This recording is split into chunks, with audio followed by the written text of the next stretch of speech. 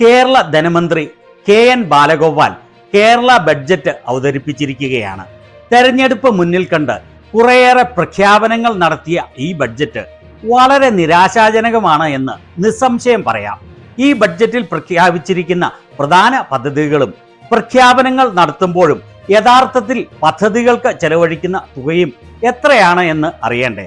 അതുപോലെ തന്നെ പ്രതിപക്ഷ നേതാവ് VD സതീശൻ ഈ ബഡ്ജറ്റിനെ കുറിച്ച് പറഞ്ഞ കാര്യങ്ങളും നമുക്ക് വ്യക്തമായി കാണാം. ചാനൽ ഇഷ്ടപ്പെടുന്ന സബ്സ്ക്രൈബ് ചെയ്യാത്തവർ സബ്സ്ക്രൈബ് ചെയ്യാൻ മറക്കല്ലേ. 1.82 ലക്ഷം കോടി രൂപയുടെ വരവും 2.4 ലക്ഷം കോടി രൂപയുടെ ചെലവും പ്രതീക്ഷിക്കുന്ന ബഡ്ജറ്റാണ് KN ബാലഗോപാൽ അവതരിപ്പിച്ചത്. ഇതിലെ പ്രധാന പ്രഖ്യാപനങ്ങൾ ഇവയാണ്. മൂലധന ചെലവ് 30,961.48 കോടി രൂപ, റവന്യൂ 34,587 കോടി രൂപ. ഇത് സംസ്ഥാനത്തിന്റെ മൊത്തം ആഭ്യന്തര ഉൽപാദനത്തിന്റെ 2.12%. ധനക്കമ്മി 55,420 കോടി രൂപ. ഇത് ആഭ്യന്തര ഉൽപാദനത്തിന്റെ 3.4% വരും. 45,889.49 കോടി രൂപയുടെ വർധനവാണ് റവന്യൂ വരുമാനത്തിൽ പ്രതീക്ഷിക്കുന്നത്. തനത് നികുതി വരുമാനത്തിൽ 10,271.51 കോടി രൂപയുടെയും നികുതിയേതര വരുമാനത്തിൽ 1,595.05 കോടി രൂപയുടെയും വർധനവാണ് ലക്ഷ്യം വയ്ക്കുന്നത്. അംഗൻവാടി വർക്കർമാരുടെ പ്രതിമാസ വേതനം 1000 രൂപ ഉയർത്തി. അംഗൻവാടി ഹെൽപ്പർമാരുടെ വേതനത്തിൽ 500 രൂപയുടെ വർധനവ്. ആശാ വർക്കർമാരുടെ മാസവേതനം 1000 രൂപ വർദ്ധിപ്പിച്ചു. അധ്യാപകരുടെ പ്രതിമാസ വേതനം 1000 രൂപ വർദ്ധിപ്പിച്ചു. സ്കൂളിലെ പാചക തൊഴിലാളികളുടെ ദിവസവേതനം 25 രൂപ വർദ്ധിപ്പിച്ചു. കരാർ ദിവസവേതന തൊഴിലാളികളുടെ പ്രതിദിന വേതനത്തിൽ 5% വർധനവ്. പത്രപ്രവർത്തക പെൻഷൻ മാസം 1500 രൂപ വർദ്ധിപ്പിച്ചു. ലൈബ്രറിയന്മാരുടെ പ്രതിമാസ അലവൻസിൽ 1000 രൂപയുടെ വർധനവ്. ക്യാൻസർ, ലെപ്രസി, എയ്ഡ്സ്, ക്ഷയരോഗികളുടെ പ്രതിമാസ പെൻഷൻ 1000 രൂപ വർദ്ധിപ്പിച്ചു. സർക്കാർ ജീവനക്കാരുടെയും പെൻഷൻകാരുടെയും ബാക്കി വരുന്ന DA, DR ഗഡുക്കൾ മാർച്ച് മാസത്തെ ശമ്പളത്തോടൊപ്പം നൽകും. കുടുംബശ്രീ ഉൽപ്പന്നങ്ങളുടെ പ്രചാരണവും വിതരണവും ലക്ഷ്യമിട്ട് 22.27 കോടി രൂപ അനുവദിക്കും. റോഡ് അപകടങ്ങളിൽ പെടുന്നവർക്ക് ആദ്യത്തെ 5 ദിവസം പണം കൊടുക്കാതെ ചികിത്സ.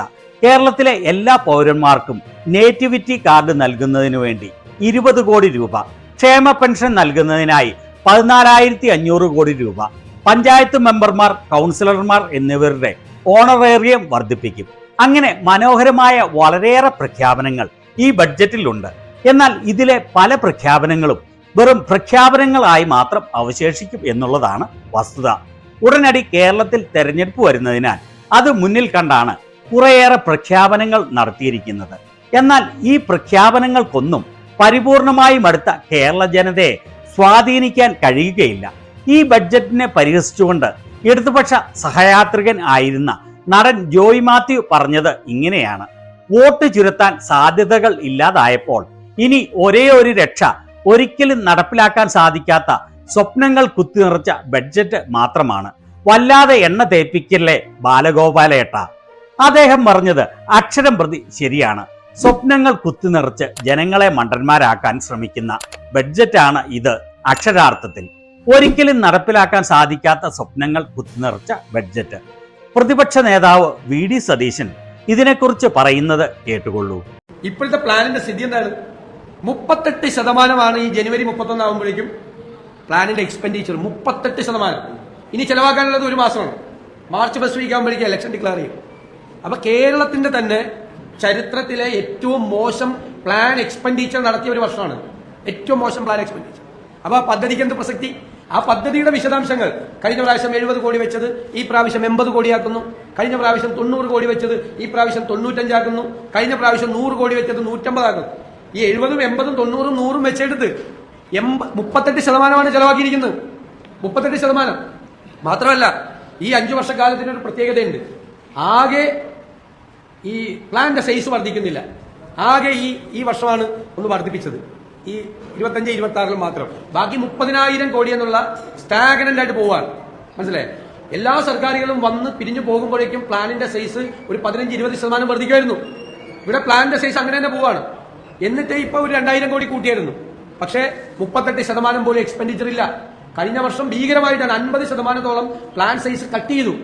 പരിതാപകരമായ അവസ്ഥയിലാണ് കേരളത്തിലെ സാമ്പത്തിക രംഗം.